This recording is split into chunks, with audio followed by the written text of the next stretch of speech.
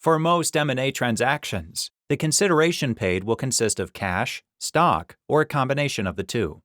When the consideration consists even in part of stock or other securities, federal securities law applies.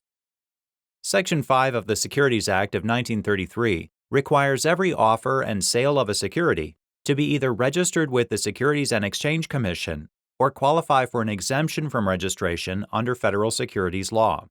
Under the Act, the term sale is defined broadly to include every contract for the sale of a security or any disposition of a security in exchange for value.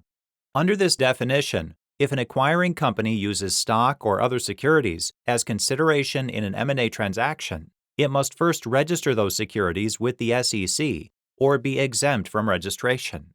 We'll start by discussing the registration process and cover exemptions from registration in another lesson. The primary purpose of securities registration is to provide investors with enough information about the issuing company and its securities to make an informed investment decision. To this end, issuing companies are required to file a detailed registration statement with the SEC, containing, among other things, information about the company's operations, management, finances, and risk factors. The SEC has several types of registration forms depending on the characteristics of the issuer and the transaction.